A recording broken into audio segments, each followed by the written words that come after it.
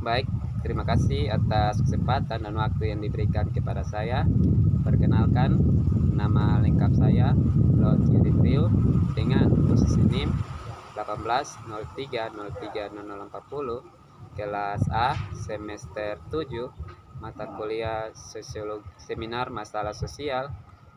Di sini ini topik yang akan dibahas yaitu mengenai perkotaan, dan video ini akan dibuat melalui video parodi untuk menjelaskan buku tersebut. Baik, langsung saja dengan pembuatan video parodinya. Oh, Halo bro. bang sore. Sore juga. Wes, Dari mana nih? biasa dari kawan sebelah. Ada bro habis kerja tugas. Gimana? Beta panggil nih mau datang bahas mengenai ini yang pendidikan di Kota Kupang nih. Oh, itu sama kadang sapu kawan di ada kerja nih sekarang. Itu mau Debit yang mau dibahas nih ketemu yaitu perbedaan Kota Kupang dan kota-kota lain. Di pendidikan, dia punya ini tingkat-tingkat tawuran, punya tingkat-tingkat hal-hal yang mengenai pendidikan lah di kota-kota begitu. kalau Yang menurut nih pemahaman dari kawan nih, kalau di Kota Kupang nih ke mana di pendidikan? tingkat pendidikan di Kota Kupang nih, bagus sih kalau mereka kan terapkan apa ya? Ada sistem online begitu waktu mereka ada kan pakai komputer semua kan. Beda dengan ke zaman-zamannya dulu. Kita dulu kan Ya, masih tulis di kertas. betul. Nah, itu dia punya salah satu ya Baru kelebihan lah. baru pemikiran sekarang ini lebih canggih ya, maksudnya Oh, daripada dulu baru dulu sekarang nih tinggal kalau kan mereka habis kalau untuk pendidikan kan kalau mereka habis UAS begitu atau tidak begitu kan tinggal komputer langsung nilai mereka langsung ditampilkan. Tapi kalau kalau misalnya di Kota Kupang yang perbandingan dengan kota besar seperti Jakarta itu ke mana? Pasti ada di perbandingan. Nah, Kalau untuk tingkat perbandingan mereka masih ada. ada. Kalau untuk Kupang ini kan kita lihat ke anak mereka murid-murid masih apa tuh Masih setara dengan, pokoknya masih sistem yang kayak desa begitu, sistem pemikiran beda. Tapi kalau di kota, itu kota-kota besar pasti mungkin lebih baik lah ya. tidak. Kalau sistem perkotaan untuk pendidikan di perkotaan ini sama, tapi kalau dari lihat anak murid-muridnya itu, kalau untuk kota Kupang nih masih jauh lebih baik daripada kota-kota besar lainnya. Kau kemana bisa bilang begitu?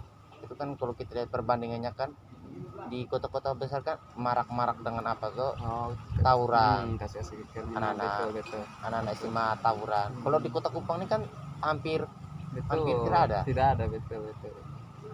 Itu kelebihan kota Kupangnya di situ. Cuma kalau dia pun maksudnya dia pun sifat negatifnya apa? Kalau di Kota Kupang mengenai yang ini pendidikan anak-anak lo pun sifat negatif. Kalau Sering sifat bolos atau sobek atau kalau sering boros itu kan sudah apa alami itu mendarah daging begitu. mendarah daging dari di desa juga mungkin 1/10, mungkin di kota ini lebih dari desa tuh. Kalau untuk sisi negatif dari pendidikan di Kota Kupang ini anak-anak murid itu masih kurang toleransi dengan anak SMA lain. Mereka lebih pentingkan satu SMA ini lebih unggul daripada SMA lain. Itu sisi negatif dari anak-anak Kupang di sini, maksudnya pendidikan Kota Kupang sini.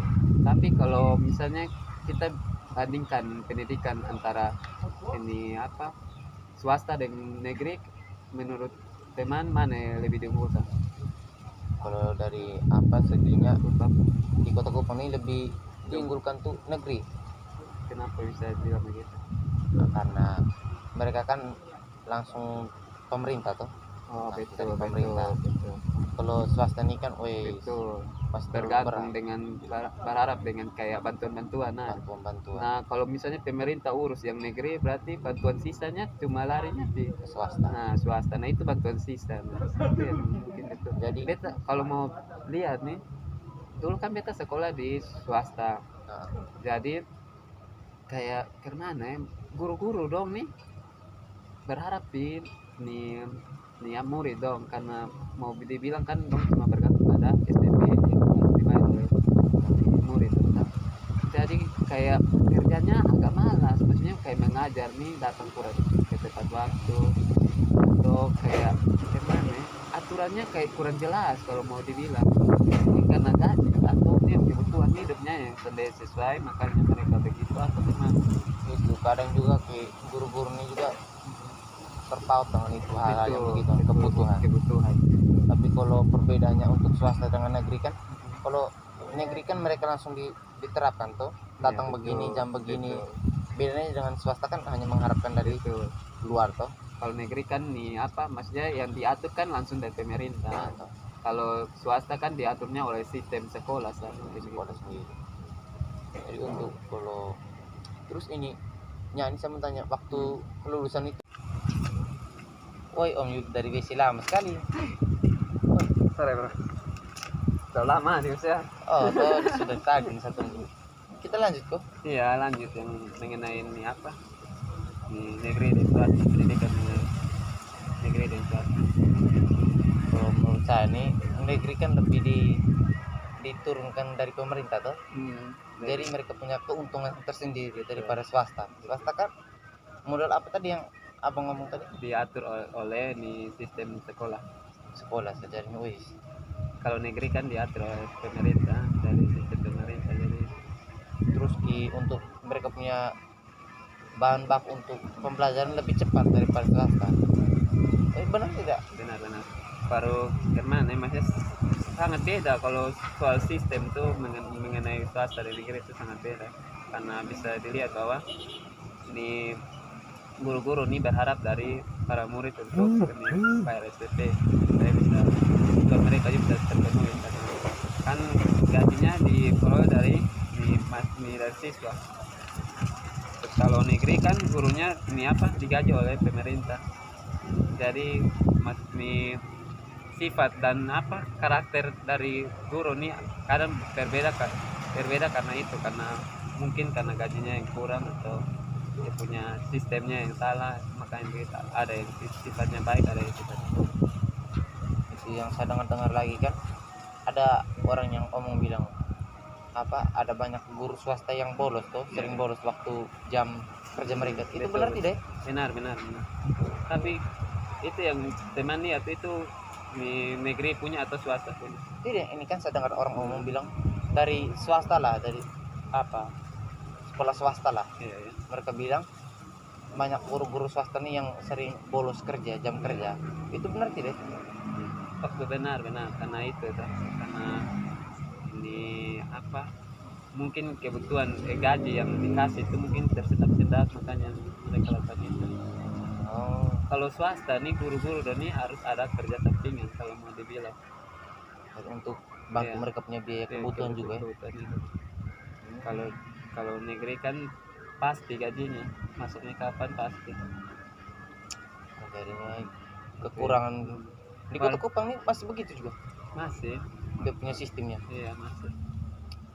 Tapi kalau apa di kota Kupang ini lebih bagusnya kalau mau bahas tentang ini pariwisata. Ya tunggu, saya dengar berapa tahun lalu tuh, saya dengar dari tahun mereka bilang berapa tahun lalu tuh, ya Kota Kupang ini dia punya tempat pariwisata tidak ada. Betul, benar tidak? Benar. Karena lihat di Kota Kupang pantai pariwisatanya sangat jelek. Mau dibilang sendiri setara kayak di Bali atau di tempat-tempat lain. Di sini pasirnya kayak apa? Warnanya kayak coklat, bukan sama kayak pasir lain, pantai-pantai lain ya warnanya putih, bersih.